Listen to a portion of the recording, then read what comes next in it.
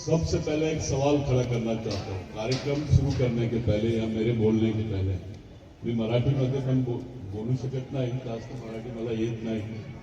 माझं एज्युकेशन पूर्ण तिकडे तेलंगणामध्ये झालं आणि मी फ्लुएंटली नाही बोलू शकत.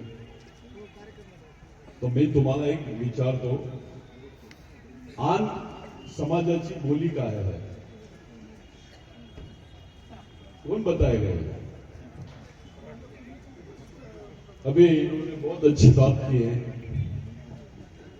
कि आन समाज की अपनी एक संस्कृति है, आन जनजाति की अपनी एक बोली है और मैंने आन समाज के ऊपर में करीब करीब 14 साल काम किया. जब मैं एमएससीबी में इंजीनियर था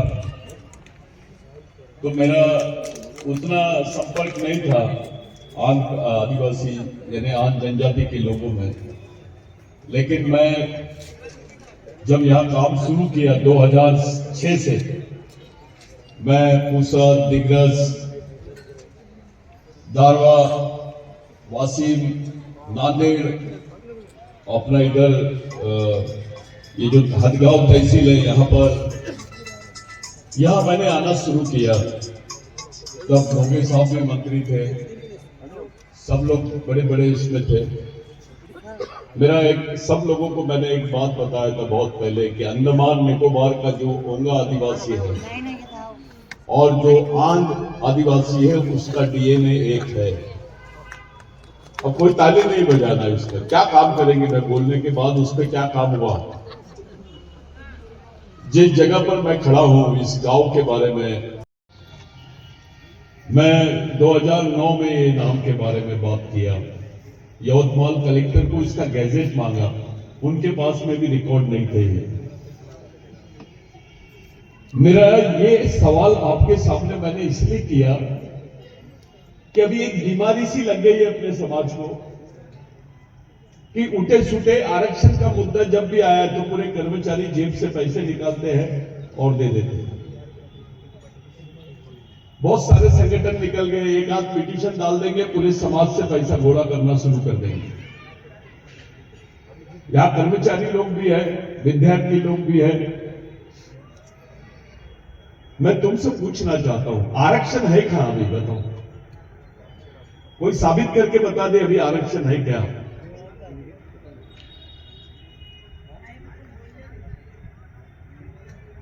आरक्षण के नाम पर सिर्फ प्रावधान है, आरक्षण नहीं है. अभी पिछले 12 साल के अंदर में गवर्नमेंट ने 3,440 पोस्ट भरी है. कितनी? 3,440 पोस्ट. और तुम्हारे जो बेरोजगार लड़कों की जो संख्या है वो करीब करीब है 13 लाख. और तुम्हारा खुद का अपना बैकलॉग 1,22,000 का है. अगर इनको आरक्षण ही लागू करना होता तो 12 साल में कुछ भी कर सकते थे आपके साथ. जो बोगस आदिवासी है उनको अधिसंख्य नहीं करवा सकते. सुप्रीम कोर्ट का जजमेंट करने के बावजूद भी गवर्नमेंट ऑफ महाराष्ट्र एक जीआर निकालती है और पूरे लोग चुप हो जाते हैं. कोई नेता विधानसभा में कुछ नहीं बोलता है. आपके बच्चों को नौकरी लगेगी कि नहीं लगेगी इसकी गारंटी कोई नेता नहीं दे सकता है. मैं यहां से खुला आह्वान करता हूं उसको, अगर कोई नेता है, मंत्री है, संतरी है, तो वो मेरे को समझा के बताए कि आरक्षण है. आपको बेवकूफ बनाया जाता है. अरे पद रहेंगे तो आरक्षण रहेगा, पद ही नहीं रहेंगे तो आरक्षण कहां से रहेगा? दूसरी तरफ पूरे आदिवासी डिपार्टमेंट का इन्होंने निजीकरण कर दिया है. अभी आईएएस ऑफिसर को भी ये लोग 1 लाख रुपए महीने से रखते हैं. क्लर्क को भी, वार्डन को भी ये लोग प्राइवेट संस्था के मार्फत उन लोग उसको नियुक्त कर रहे हैं. आपके बच्चों को नौकरी कहां है? नौकरी के नाम पर ये मजदूरी है, इसको काम नहीं बोलते हैं. इसको रोजगार बोलते हैं। रोजगार और नौकरी, नौकरी का संबंध आरक्षण से है, रोजगार का संबंध आरक्षण से नहीं है। चूतिया बनाते हैं अपने को, बड़े बड़े मोर्चे निकालते हैं। वही पार्टी का नेता जीआर निकालता है, उसी पार्टी के मंत्री और आमदार मोर्चे निकालते हैं और मंच पे आके बोलते हैं कि मेरी जान भी जाएंगी लेकिन मैं समाज के लिए कुछ कर दूंगा। अपने लोग ताली बजा देते हैं।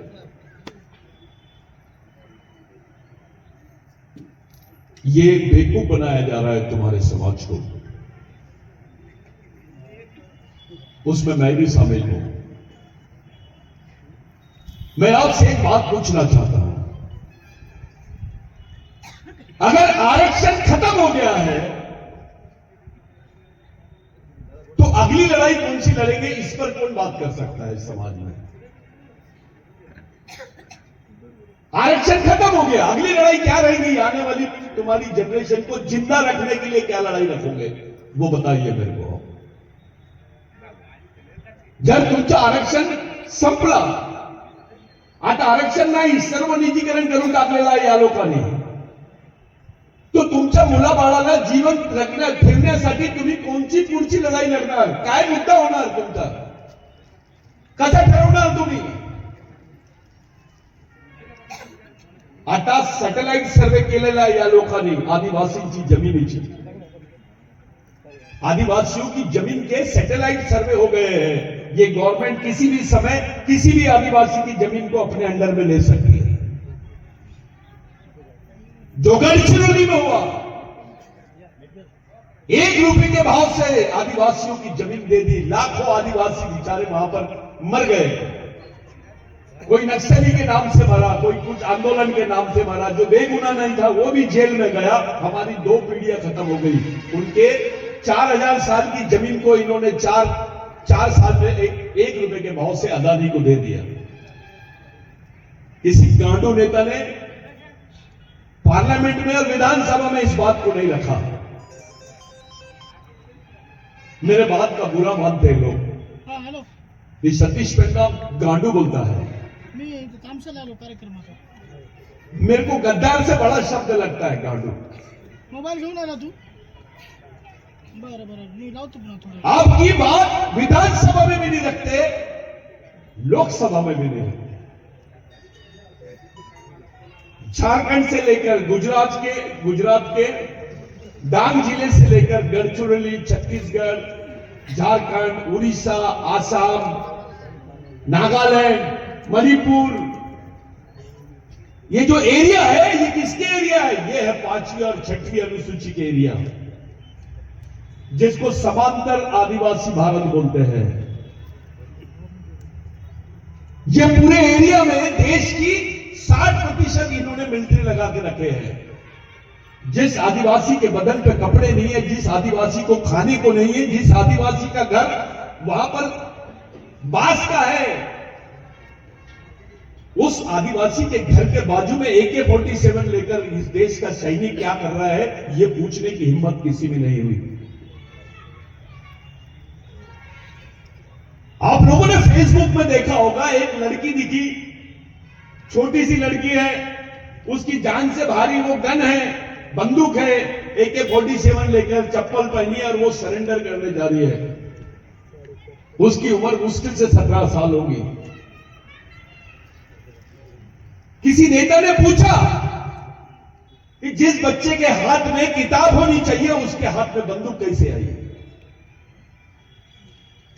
चाहे वो आदिलाबाद का आदिवासी हो, तेलंगाना का आदिवासी हो, विदर्भ का आदिवासी हो, मराठवाड़ा का आदिवासी हो या झारखंड का आदिवासी हो, हर जगह यही प्रॉब्लम है, यही समस्या है। मैं विरासत साहब ने मेरे को बुलाए करके मैं आया। मैं कुछ जो यहां के कार्यकर्ता थे उनको भी मैंने नहीं बताया, मैं उनसे भी माफी मांगता हूं, लेकिन मेरे को ऐसा लगा कि मैंने जाना चाहिए। इस कार्यक्रम में झारखंड से इतने दूर से वो लोग चल के आए हैं। मेरे को बहुत अच्छा लगा। कुछ बात जो गंभीर बात है उस पर अपन चर्चा कर लेते हैं। आप लोग पढ़े लिखे हैं, समझदार हैं। समाज यानी क्या होता है? दुनिया में इतने आदिवासियों को फांसी नहीं दी गई होगी जितनी भारत के आदिवासियों को फांसी दी गई होगी। सोमा डोमान उनको भी फांसी दी गई, वो शहीद हो गए, उनको गोली मार दी गई। तिलका मांझी उसको भी फांसी दी, सिद्धू कालू को फांसी दे दिए, बाबूराव शर्मा के को फांसी दे दिए, उधर कंटाफिल को फांसी दे दिए, राघोजी भांगरे को फांसी दे दिए, और महामानव क्रांति सूर्य भगवान बिरसा मुंडा को फांसी दे दिए। इतनी फांसी कौन से समाज के लोगों को लगी है इस देश में, थोड़ा बताइए। और वो हमको सर्टिफिकेट बताते हैं कि राष्ट्र क्या होता है। आदिवासियों को कोई नहीं बता सकता राष्ट्र क्या हो सकता है। राष्ट्र की संकल्पना भी नहीं बता सकते आदिवासियों को, क्योंकि आदिवासी वही कौम है जो सबसे ज्यादा मरी है इस देश की जल जमीन जंगल के लिए। ये देश कोई हवा में नहीं खड़ा है, जमीन पे खड़ा है। मोदी की जमीन नहीं है, अदानी की अंबानी की जमीन नहीं है। ये जमीन आदिवासियों की है, क्योंकि वो इस जमीन का पहला मालिक है। साथियों, ये जमीन नहीं रहती तो देश रहता क्या? बिरसा मुंडा का कहना यह है, जिसकी जमीन उसका देश। वही लड़ाई तो सभी आदिवासियों ने लड़ी है। हर क्रांतिकारी आपको इसी लड़ाई से जुड़ा हुआ दिखेगा। सोमा डोमान और श्यामा दादा कोलाम, इनकी लड़ाई लगभग समान थी। सोमा डोमान महात्मा गांधी को मिलने के लिए गए थे यहां पर सेवाग्राम में। इसलिए महात्मा गांधी को मिलने गए थे क्योंकि वो महात्मा गांधी ने बिरसा मुंडा के विचारों को अपनाया था। ये बात का कोई खुलासा नहीं करता है। कांग्रेस का पहला अधिवेशन हुआ था रामगढ़ में, तब झारखंड बिहार एक थे। वो पहले अधिवेशन में गांधी जी गए। वो गांधी जी ने वो बोर्ड पढ़ा, यहां पर एक ऐसा पार्टी लावली होती थी तर आणि तिथे लिहिलं होता, महामानव धरती आबा भगवान बिरसा मुंडा। तो गांधी जी ने विचारलं एका आदिवासीला, हा किती लोकांचे नाव आहे? त्या माणसाने उठून त्यांना उत्तर दिलं, गांधीजी एकच माणसाचं नाव आहे, एक ही आदमी का नाम है। ये कितने दिन जिए? तो 24 साल जिए। ये क्या चाहते थे? तो आमच्या गावात आमची सरकार, आपण मराठीमध्ये म्हणतो, गोंडी में हम लोग बोलते हैं मावा नाटे मावा राज, और मुंडारी भाषा में क्या बोलते हैं? आबुआ आबुआ आबुआ राज, आबुआ देश आबुआ राज, आबुआ देशम आबुआ राज, आबुआ दिशिम आबुआ राज। और उधर तोड़ी भाषा में बोलते हैं माड़ा राज मोल माउस, हमारे गांव में हमारी सरकार। गांधी जी ने बोला इसी विचारों की जरूरत है देश को। गांधी जी ने टाई और कोट उतारा। उनका नाम तब था, फॉरेन से आए थे गांधी जी, मोहनदास, एडवोकेट मोहनदास करमचंद गांधी। वो लंगोटी पहने बिरसा मुंडा की जैसी, और पूरे देश में भारत छोड़ो आंदोलन चलाए। अगर गांधी इस देश के राष्ट्रपिता है तो बिरसा मुंडा तो इस देश का आजा है, आबा है। कोई ताली मत बजाओ। मेरे को तुमसे वोट भी नहीं होना और नोट भी नहीं होना। मैं सिर्फ तुमसे बात करने के लिए आया क्योंकि मेरे खून के लोग हैं हम। क्योंकि वो आदिवासी है, उस पर कोई बात नहीं कर रहा है। सरकार ने एक कार्यक्रम निकाली, जनजाति गौरव दिवस। आदिवासी गौरव दिवस नहीं। जब बिरसा मुंडा था तो जनजाति बोलते थे क्या उनको? जब टंटा भील था तो जनजाति बोलते थे क्या उनको? तब तो मालिक बोलते थे। अंग्रेजों ने आदिवासियों को एबोरिजिनल बोला।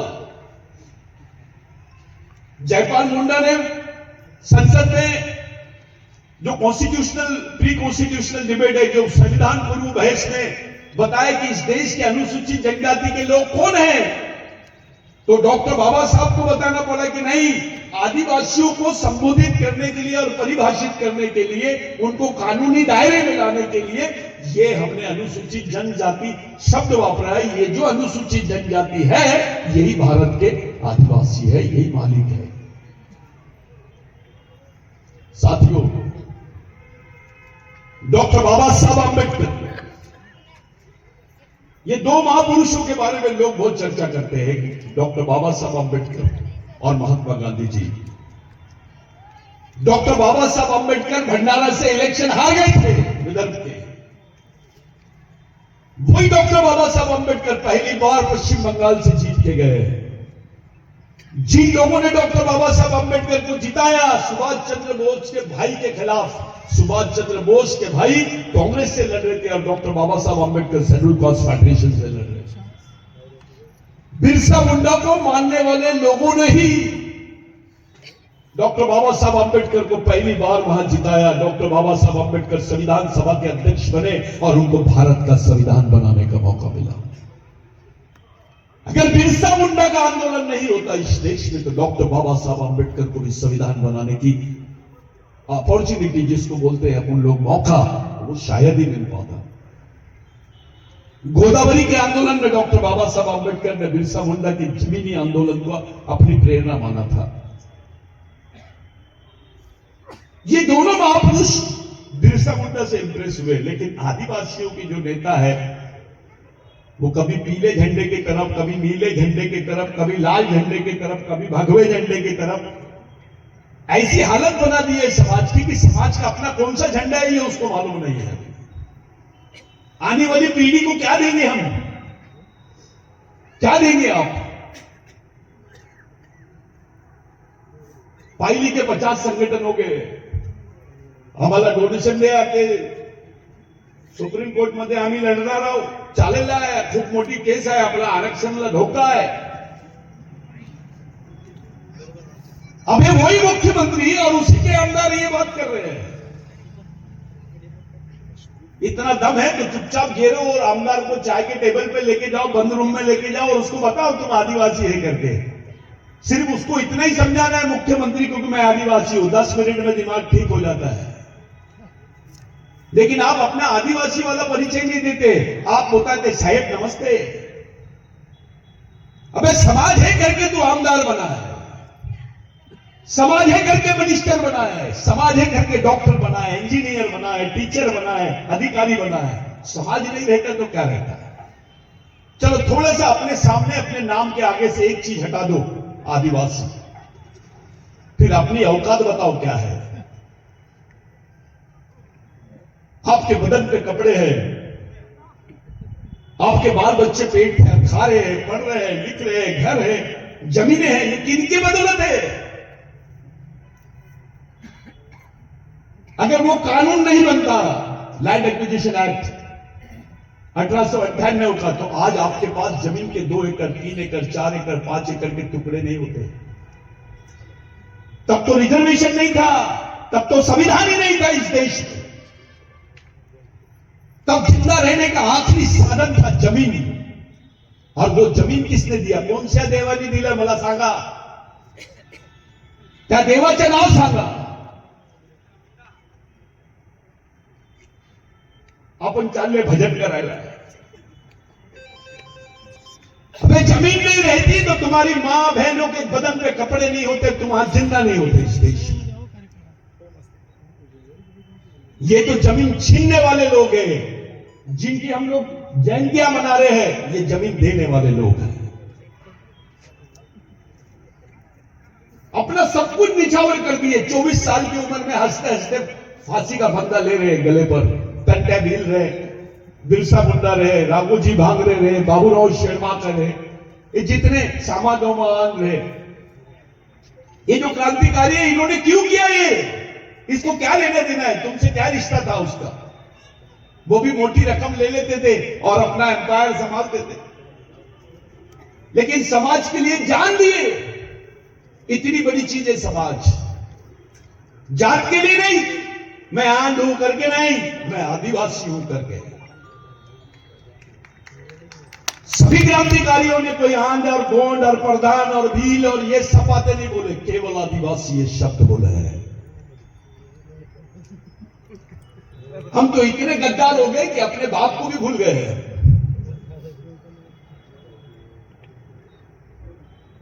हम डरते हैं बिरसा मुंडा का नाम लेने से, टंटा भील का नाम लेने से, सोमा डोमा आन का नाम लेने से। अपनी भाषा पे भी कभी तुमने चर्चा नहीं की कि हमारी बोली भाषा क्या थी। कल अगर 2027 में 26 या 27 में संयुक्त राष्ट्र संघ का एक बहुत बड़ा हलफनामा तैयार हो रहा है, जिसको बोलते हैं इंटरनेशनल कॉन्स्टिट्यूशन, अंतरराष्ट्रीय संविधान।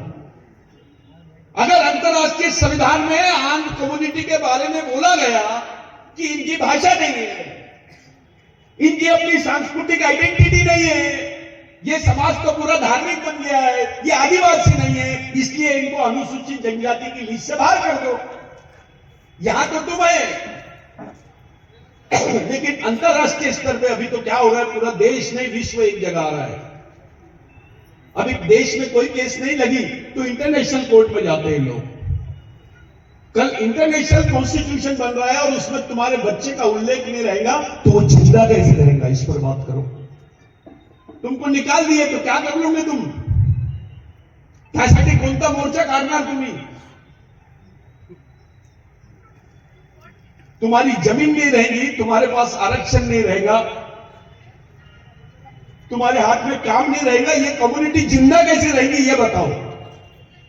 अपने पढ़े लिखे लोग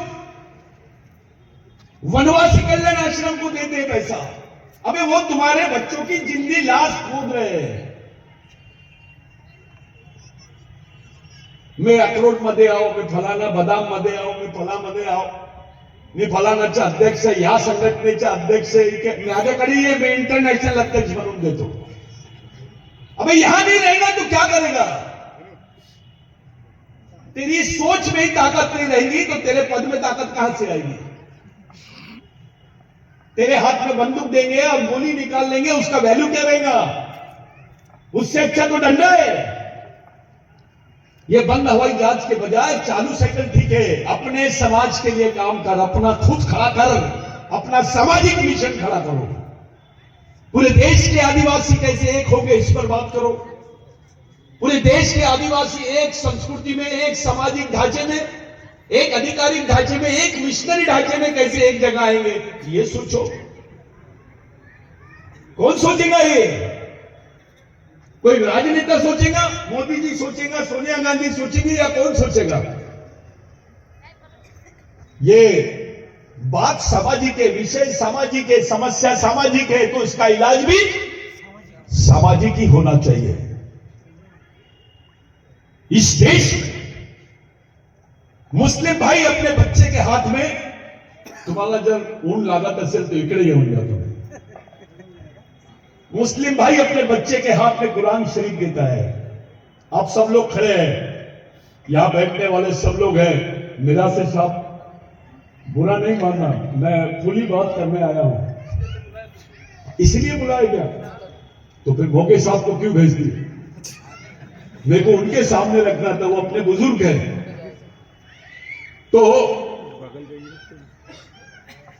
मुस्लिम भाई अपने बच्चे के हाथ में कुरान शरीफ देता है, उनके मदरसे चलते हैं, 6-4 साल के बच्चे भी मदरसे में जाते हैं, उनके मस्जिद चलते हैं, उनके कॉलेज चलते हैं, उस समाज के लिए जीने मरने वाले लोग हैं। एक ब्राह्मण भाई अपने बच्चे को 4 साल की उम्र से वो शाखा में लेके जाता है आरएसएस, उसको उपनिषद देता है, उसके हाथ में वेद देता है, पुराण देता है, वो उसको फॉलो करते हैं। आज आरएसएस का पूरे देश में राज है। जज भी रहेगा तो चड्डी पहन के खड़े हो जाता है इस शाखा में, प्रधानमंत्री भी चड्डी पहन के खड़े हो जाता है इस शाखा में। अब बैठ जाओ आराम से भाई, बैठ जाओ भाई, बैठ जाओ। बिल्कुल सही है सर। हाँ, तो उनका मिशन चलता है, उनका वजूद है। एक क्रिश्चियन भाई अपने बच्चे के हाथ में बाइबल देता है, उनके चर्चेस चलते हैं, स्कूल चलते हैं, 16 साल की लड़की भी नन बन जाती है, उनके समाज के मिशन के लोग चलते हैं, वो बच्चों को समझाते हैं तेरा जीने और मरने का रास्ता ये है। मैं अभी गुरु गोविंद सिंह जी के तख्त पर जाके आया, मैं देख के आया हूं। एक सिख भाई अपने बच्चे के हाथ में गुरु ग्रंथ रखता है, उसको बताता है, उनका भी मिशन चलता है, उनके भी स्कूल और कॉलेजेस चलते हैं, सब चलते हैं। आपको अगर आपके बच्चे ने पूछा कि आई या देशात मी कोण आहो, माझा काय अस्तित्व है, मैं इस देश में कौन हूं, मेरा क्या अस्तित्व है, मेरा इतिहास क्या है, मेरे भाई कौन है, मेरे दुश्मन कौन है, मेरा वंश के लोग कौन है, मेरे को कौन से रास्ते से जाना है, कौन से रास्ते से लड़ना है, कौन सी किताब दोगे आप उसके हाथ में? चलो बताओ, खड़े हो जाओ, क्या दोगे? क्या है तुम्हारा? ना जीने की प्रथा है, ना मरने की प्रथा है। ये अवस्था हो गई है समाज की। अरे एक गाड़ी भी है ना तो उसका भी चालक पालक और मालक होता है। आपको किसी ने पूछा आदिवासियों का चालक पालक और मालक कौन है, क्या जवाब दोगे तुम? पालक यानी गॉड, गार्डियन जी, मालक यानी ओनर, ओ फॉर ओनर, और ड्राइवर चालक, जीओडी गॉड। गॉड यानी भगवान। ये बिरसा मुंडा की कंसेप्ट थी कि भगवान जो समाज के चालक पालक और मालक है वो भगवान है तुम्हारे। आपके समाज के चालक पालक मालक कौन है? जीओडी गॉड कौन है? अपने तो पढ़े लिखे लोग दूसरे काम कर रहे हैं।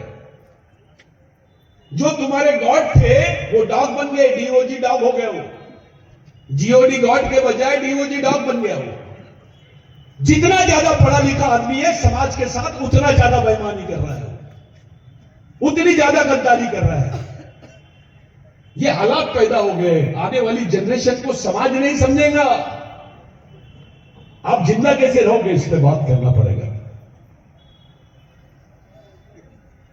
100 साल हो गए आरएसएस को, इस देश में धमाका हो गया। अलग अलग पिक्चर आ रही, टीवी में, टेलीविजन में अभी सीरियल आ रहे हैं आरएसएस के ऊपर। और बिरसा मुंडा को 150 साल हो गए। इस देश के आदिवासियों की कम से कम 2.5 लाख हेक्टेयर जमीन छीन लिए इन्होंने। 2.5 लाख हेक्टेयर जमीन ले लिए, 2 पाकिस्तान बनते उसमें।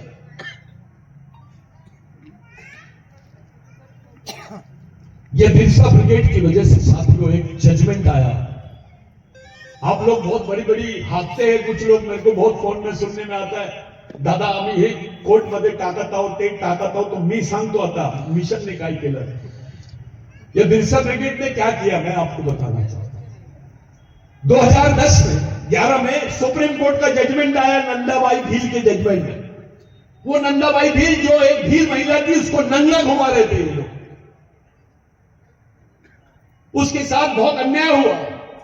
वो केस में उसी को गिरफ्तार करें जिसको नंगा घुमाए, वही आदिवासी भाई को गिरफ्तार करें। उसको हाईकोर्ट से भी राहत नहीं मिली। उस केस को मैं अनऑफिशियली बोल रहा हूं, मैंने 4 आमदारों को बहुत निकट धमकी दी थी कि इसकी फाइल मेरे को होना, ये केस हमको सुप्रीम कोर्ट में लड़ना है। बिरसा ब्रिगेड के मार्फत साथियों वो केस को सुप्रीम कोर्ट को भी लेके गए और सुप्रीम कोर्ट ने 2010-11 में जजमेंट दिया कि आदिवासी इस देश का पहला नागरिक है।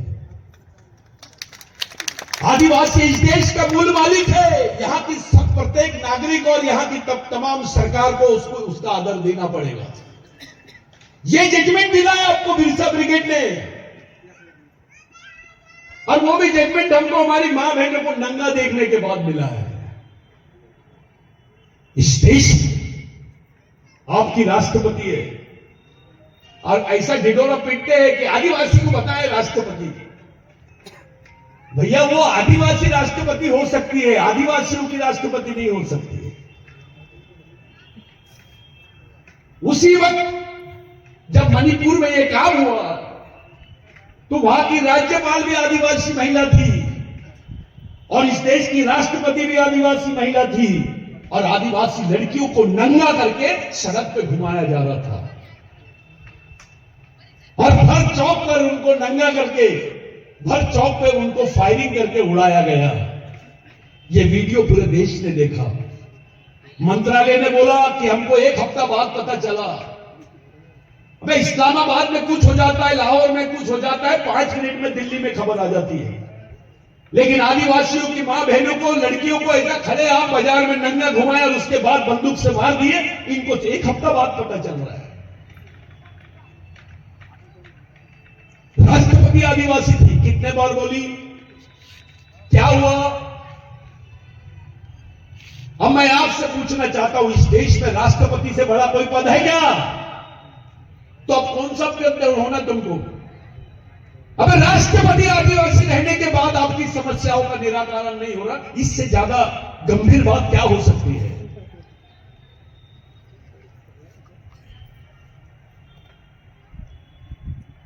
तुमको रामदेव बाबा मालूम है, फूलाजी बाबा नहीं मालूम। वो कौन सा महाराज है वो मालूम है तुमको, लेकिन हमारे लोगों के बारे में आपने कभी नहीं सोचा।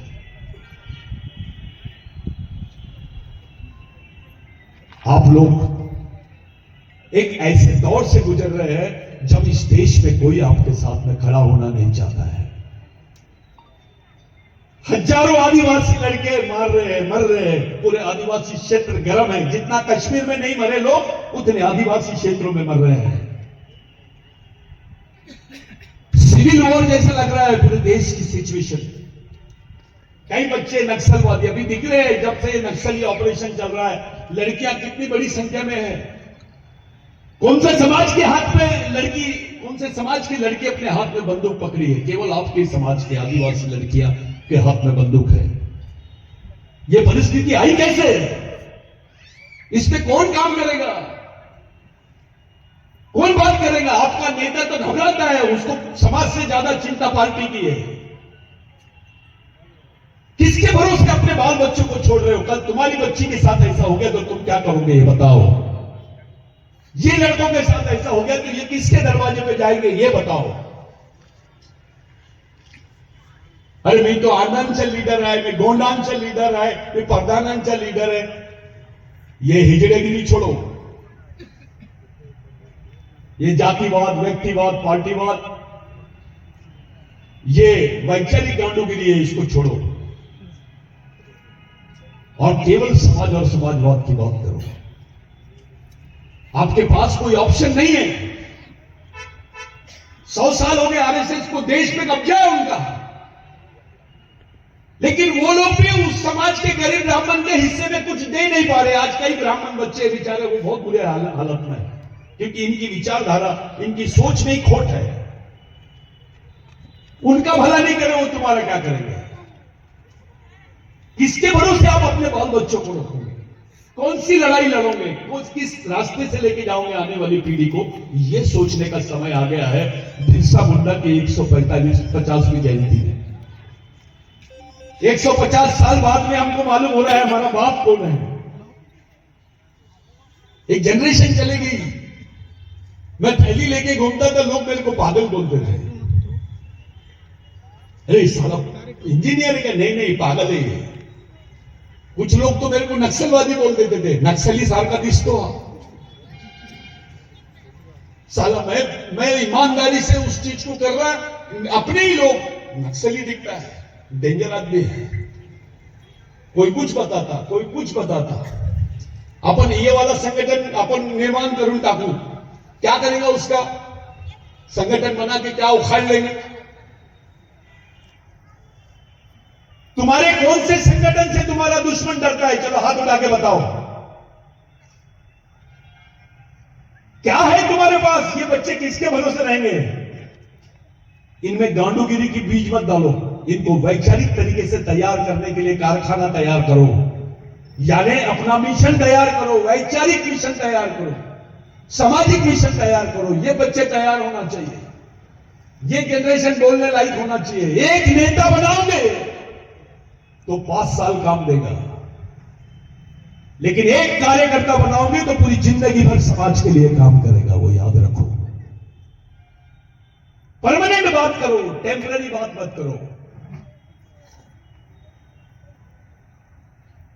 ये जो वारसा है अपने पास घंटा भील का, बिरसा मुंडा का, ये वारसा कोई मामूली वारसा नहीं है। इनके विचारों से अगर आप क्या समाज का कोई भी जनजाति का आदमी रहे, कोई धर्म का आदमी रहे, गरीब आदमी, शोषित आदमी, मजदूर आदमी रहे, अगर वो ये विचारों को समझ लेगा तो उसका जीने का अंदाज बदल जाएगा, वो कभी गुलाम नहीं रहेगा। बिरसा मुंडा ने बोला था, आदमी वैचारिक रूप से गुलाम रहेगा यानी गरीब रहेगा तो चलेगा, मानुस आर्थिक रूपाने जर गरीब राहिला तर चालेल, परंतु वैचारिक रूपाने तो गरीब राहिला नहीं पाहिजे। वो विचारों से गरीब नहीं होना चाहिए, और जो विचारों से गरीब होता है वो गुलाम पैदा होता है, गुलाम ही मर जाता है। ये बिरसा मुंडा ने बोला था। बिरसा मुंडा ने यह भी बोला था कि जिस समाज की सामाजिक समस्या नहीं होती है उस समाज की कोई समस्या नहीं होती है, लेकिन जिस समाज की सामाजिक समस्या होती है उसकी समस्या ही समस्या होती है। हमारी समस्या यह है कि हम जाति में बटे हैं, हमारी समस्या यह है कि हम संगठन में बटे हैं, हमारी समस्या यह है कि हम पार्टी में बटे हैं, हमारी समस्या यह है कि हम पैसों के तरीके से लोगों को, मैयत में, शादी में 2000 लोग आते हैं और उसकी मैयत में जाओ बेचारे के घर में 100 लोग नहीं दिखते हैं। खाने के लिए 2000 लोग और रोने के लिए 100 लोग भी नहीं रहते। ये हालत होगी इस समाज की। समाज बहुत बड़ी चीज है भाइयों। जिस दिन समाज का ताना बाना खत्म हो जाएगा आप कहीं के नहीं रहेंगे। संविधान तो खत्म ही हो रहा है, कम से कम जिस समाज ने तुमको जिंदा रखा उसको तो बचा लो, अपनी आने वाली जनरेशन को बचा लो। मैं ये सोच के आया था कि 1 लाख लोग रहेंगे, ये वाला मेरी सोच रही थी। 1 लाख बहुत बड़ी भीड़ है और उसमें से 25 आदमी भी सोचने लायक नहीं है कि उनमें वैचारिक जागृति नहीं है, तो वह 1 लाख भीड़ का कोई मालूम नहीं है। लेकिन समाज में 100 लोग भी अगर सोचने लायक बन जाए तो समाज को जिंदा रख सकते, उसकी लड़ाई लड़ सकते। यह होता है मिशन। आप तमाम लोगों से मेरी विनती है, हाथ जोड़ के विनती है, पैर पड़ के विनती है कि अपना आयु, अपना पैसा और अपना ब्रेन समाज के लिए उपयोग करो। आपके पैसे का दुरुपयोग मत करो। अपना ही भाई दुश्मन की सेना का सेनापति बन के खड़ा है तुम्हारे सामने, मरेगा कौन? लड़ाई अगर हुई भी तो पहले तो आपके हाथ से आपका भाई बन जाएगा। आधी ताकत तुम्हारी खत्म हो गई। भगवान बिरसा मुंडा ने बोला था, जो अपने भाई को नहीं पहचान सकता वो दुश्मन को नहीं पहचान सकता, जो दुश्मन को नहीं पहचान सकता वो लड़ नहीं सकता, जो लड़ नहीं सकता ऐसा आदमी नपुंसक है, मृत है, इज नॉट हेडमैन। वो समाज का बड़ा आदमी नहीं है, वो हेडमैन नहीं हो सकता है। बहुत पढ़ा लिखा है, काय खूप छान माणूस आहे, कोणाच्या लेण्या देण्यामध्ये नाही राहत, सकाळी उठतो आणि आपल्या ऑफिस जातो, तिथून येतो, संध्याकाळी येऊन बढिया जेवण करतो आणि झोपतो, रविवारी टीव्ही आणि टीव्ही मध्ये मस्त राहतो। खूप छान माणूस आहे, अधिकारी माणूस आहे।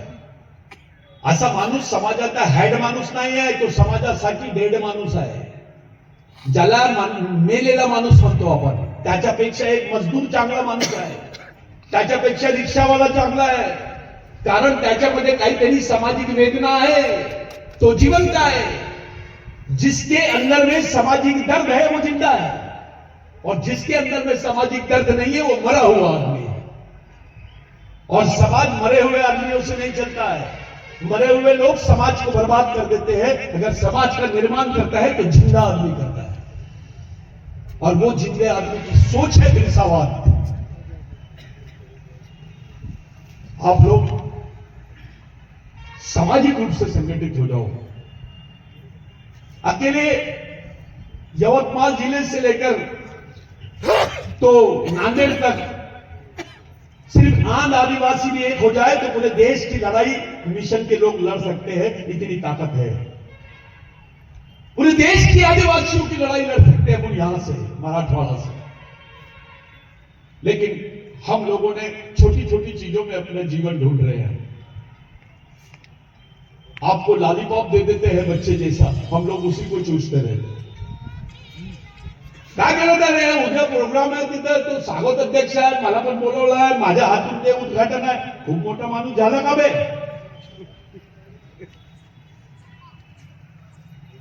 अबे तू आंतरराष्ट्रीय अध्यक्ष लिहिल्यावर भी काही समाजाचे प्रश्न कमी होणार का? वैचारिक रूप से तैयार होना चाहिए। डीसी साहब, मैं बड़ा इंप्रेस हूं मैं आप लोगों से, लेकिन मेरे को दुख इस बात का है कि आप लोग भी ये कारखाना तैयार नहीं कर रहे। पूरे कर्मचारियों के पास अच्छा खासा पैसा है, 5 एकड़ जमीन लो, 2 एकड़ जमीन लो, हेडक्वार्टर बनाओ, देश के लड़के यहां पर आके ट्रेनिंग लेना चाहिए।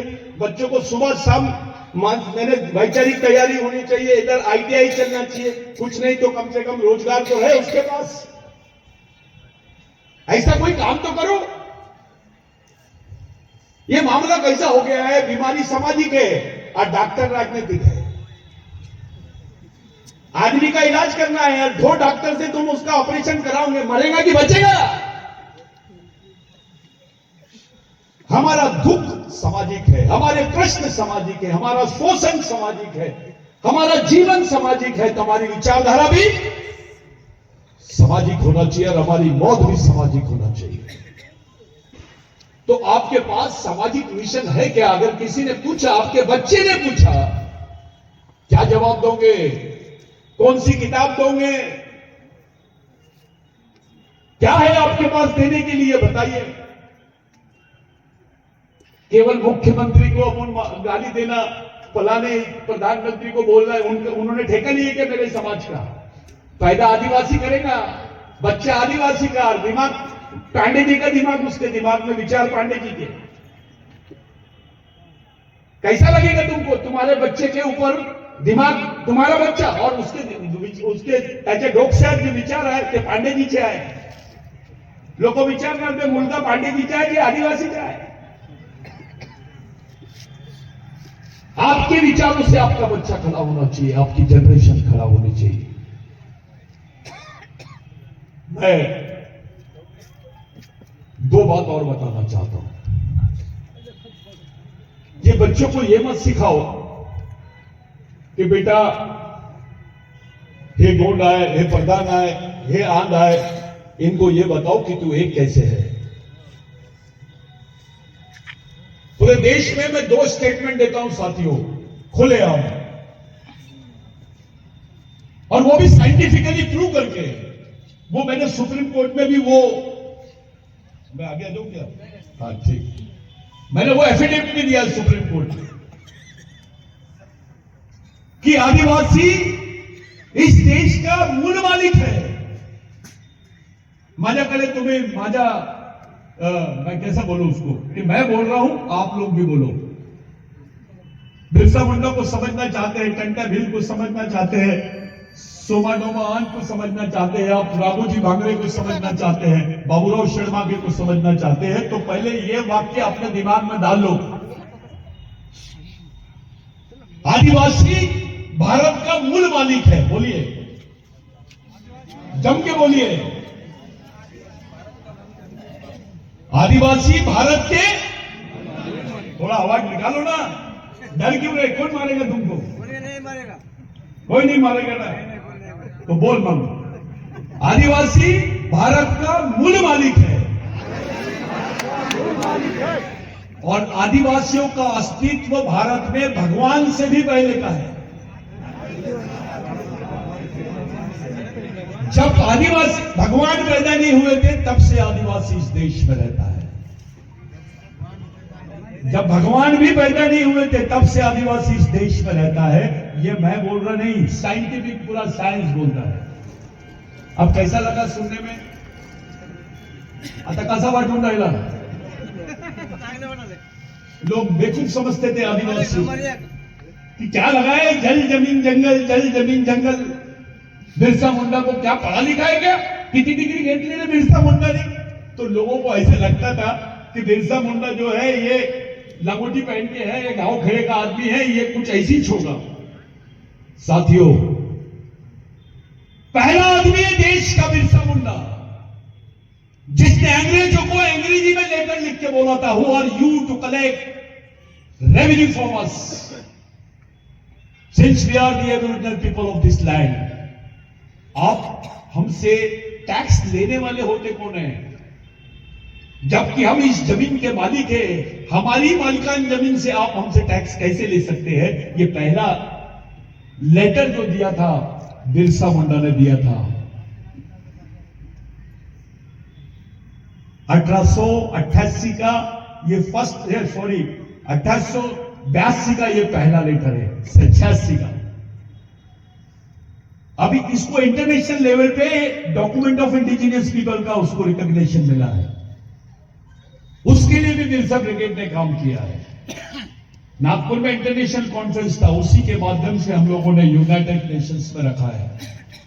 अब इस डॉक्यूमेंट पर चर्चा हो रही है। आप आदिवासी बोलते हैं, सुप्रीम कोर्ट बोलता है आदिवासी भारत का मूल मालिक है, लेकिन भारत सरकार नहीं बोलती है। अब स्टेटमेंट देखो, आपको वनवासी क्यों बोल रहे हैं? पहले मूल निवासी, आदिवासी, आता वनवासी, 5 वर्षानंतर स्वर्गवासी झाला। ये सरकार बोलती है कि भारत में आदिवासी नहीं है। संयुक्त राष्ट्र संघ में बोलते हैं ये लोग जनजाति है, आदिवासी नहीं है। क्या बोलती है? आप पढ़े लिखे लोग हैं, मेरा स्टेटमेंट सुनो। यूनाइटेड नेशंस में ये स्टेटमेंट है गवर्नमेंट ऑफ इंडिया का। भारत में आदिवासी नहीं रहते हैं, इसका दूसरा मतलब यह है आदिवासी भारत के नागरिक नहीं है। यानी आपकी पहचान के साथ साथ आपकी नागरिकता को भी खत्म करने का षड्यंत्र चालू है। मामूली बात नहीं है। कोई भी आंडू पांडू आके समझा के चले जाता है। अबे ये पागल थे क्या? अपने आप को मालिक बोलते थे, आदिवासी बोलते थे, पागल थे क्या? तेरे बच्चे को सर्टिफिकेट भी नहीं मिलेगा अब आदिवासी होने का। आज देखो, इस देश में ब्राह्मण होना बड़ी बात नहीं है, इस देश में हिंदू होना बड़ी बात नहीं है, इस देश में मुसलमान होना बड़ी बात नहीं है, इस देश में क्रिश्चियन होना बड़ी बात नहीं है। बड़ी बात है आदिवासी होना। समझ लो, एक मोदी साहब अपने किसी आदिवासी के घर में गए, लंगोटी वाले के, और मोदी ने म्हटलं मला ओळखतं का? मी या देशाचा पंतप्रधान आहो। साहेब आदिवासी उठेगा, लंगोटी वाला खड़े होकर बोलेगा, साहेब मला ते नाही समजत, मला इतकं माहित आहे ज्या देशाचा तू प्रधानमंत्री आहे त्या देशाचा मी मालिक आहो। ये बोल सकता है आदिवासी। ये है आदिवासी। जिस दिन भारत का आदिवासी वनवासी हो जाएगा, यहां का ओबीसी, यहां का दलित, यहां का माइनॉरिटी, यहां का मराठा स्वर्गवासी हो जाएगा, क्योंकि इनका इतिहास केवल आदिवासियों में मिलेगा। अगर मराठा को अपना मूल शोधना है तो आदिवासियों की संस्कृति में पहुंचना पड़ेगा, इनको मिलना ही पड़ेगा। ओबीसी को अपना मूल शोधना है तो आदिवासियों के पास जाना पड़ेगा।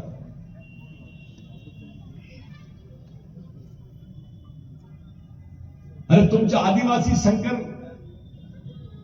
काय म्हणतात तुम्ही भोला,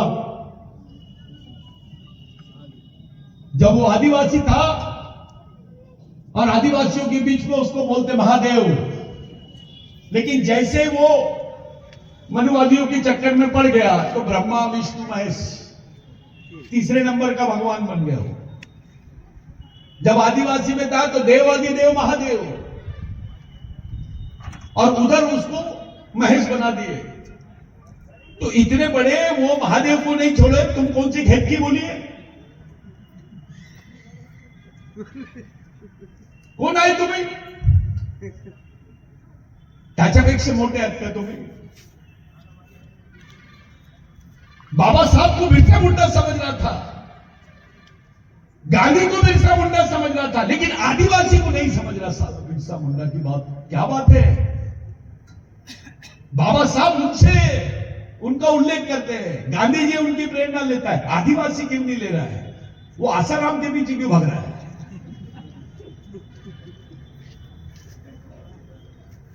ये पूरी परिस्थितियों का आप लोग जायजा करो। मेरे यूथ है साथी, युवा साथी है, आप लोगों से प्रार्थना है मेरी, अगर आपको जिंदा रहना है स्वाभिमान के साथ, अधिकारों के साथ और पहचान के साथ इस देश में, तो अपना सामाजिक मिशन खड़ा करना पड़ेगा। विचार धोखा नहीं देते, विचार मरते भी नहीं।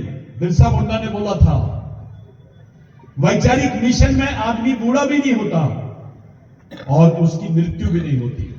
यह सच है। आज भी बिरसा मुंडा हमारे बीच में जिंदा है, टंटा भी जिंदा है, सिद्धू कानू जिंदा है, तिलका मांझी जिंदा है, बाबूराव शर्मा के जिंदा है, राघोजी भांगरे जिंदा है, महात्मा फुले जिंदा है, संभाजी महाराज जिंदा है, डॉक्टर बाबा साहब अंबेडकर जिंदा है, क्योंकि उनके विचार जिंदा है।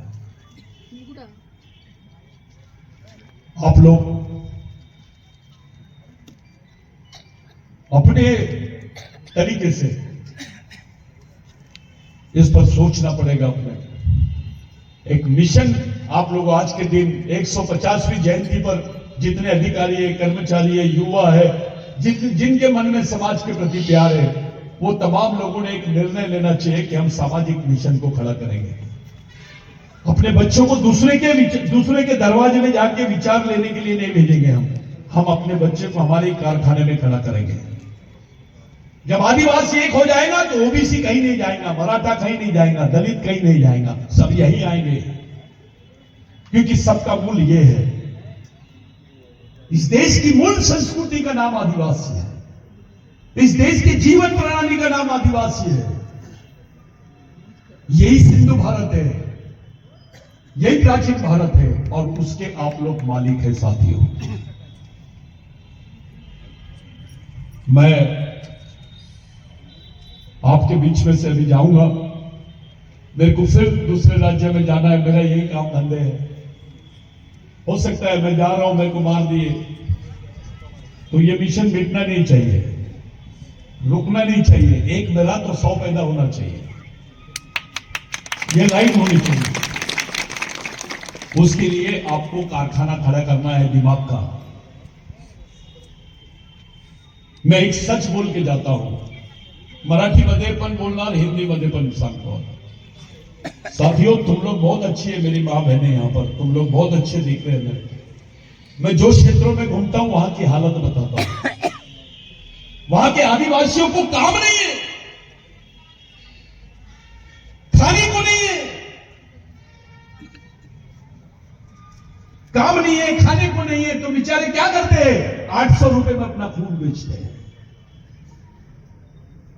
वो खून बेचते हैं और खून बेचने के बाद राशन लाते अपने बाल बच्चों को खिला रहे हैं।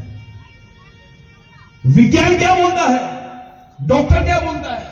खाना खाएंगे तो खून बनेगा। लेकिन सरकार बोल रही है आदिवासियों को खाना होना तो खून देना पड़ेगा। इस सच्चाई को समझो।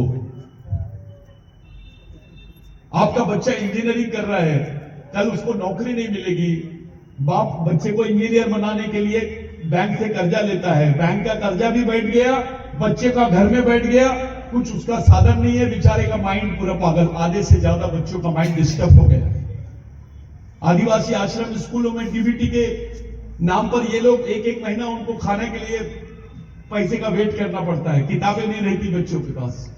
कुछ लड़के ऐसा लगता है उनको कि डीबीटी मिल गई यानी हमको पेमेंट मिल गया, वो उड़ा देते 10-12 दिन में। समाज कल्याण डिपार्टमेंट में डीबीटी नहीं है, उनको हॉस्टल फैसिलिटी है, उनको मेस फैसिलिटी है, लेकिन आदिवासी बच्चों के बीच में ये डीबीटी लगा के रखे हैं। इनको लगता है कि आदिवासी ज्यादा खाना खाता है। खाने के नाम पर भी तुम्हारे साथ में ये लोग डिस्क्रिमिनेशन करते हैं, भेदभाव करते हैं। आदिवासी बच्चों पे इन्होंने डीबीटी इसलिए लगाया है साथियों, क्योंकि वो बच्चे की खुराक ज्यादा है, कोई दूसरा रीजन नहीं है। और अपने ही कुछ गांडू अधिकारियों की वजह से, अपने कुछ नेता मंत्रियों की वजह से अपने समाज के बच्चों को बदनाम किया जा रहा है कि ये खाने के लिए झगड़ते हैं। जबरदस्ती डीबीटी लगा के रखे हैं। अभी वो हॉस्टल में रहेगा, वहां खाना मिलेगा तो पढ़ाई के लिए उतना समय खराब नहीं करेगा, वो कहीं जाएगा नहीं, पेट भर के खाना नहीं देते उसको हॉस्टल देना चाहिए, उसको किताबें मिलनी चाहिए, खाना मिलना चाहिए। गवर्नमेंट की जवाबदारी है, रिस्पॉन्सिबिलिटी ऑफ द गवर्नमेंट। वो अपनी गवर्नमेंट अपनी रिस्पॉन्सिबिलिटी को रिफ्यूज कर रही है। ये सब चीजों का आप लोग आकलन करो।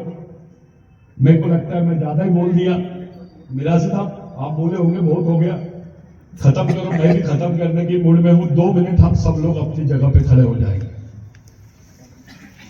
जिस कार्यक्रम को मिराज साहब और उनके तमाम साथियों ने किए, आयोजक मंडल इधर आ जाओ। मेरे लिए तुम लोग नेता से बड़े लोग हैं, मंत्री से बड़े लोग हैं। आप लोगों को मैं सैल्यूट करता हूं। आप लोगों ने बहुत अच्छा कार्यक्रम किए, अच्छी बैठक है। इसके बाद भी कार्यक्रम होना चाहिए। मैं बोल रहा यानी मैं आखिरी नहीं बोल रहा हूं, कार्यक्रम शुरू रहना चाहिए। मैं आपके बीच में से जा रहा हूं 2 मिनट के लिए। जितने हमारे शहीद हैं, जिन जिन लोगों ने इस समाज के लिए अपना जीवन कुर्बान किए हैं, जिन जिन लोगों ने अपना लाइफ इसके लिए त्याग किया है, अपने जान की बलिदान किए, वो तमाम महामानव और शहीदों को हम लोग आज भगवान बिरसा मुंडा की 150वीं जयंती के निमित्त हम लोग आदरांजलि देंगे। श्रद्धांजलि नहीं, शहीदों को आदरांजलि देना है।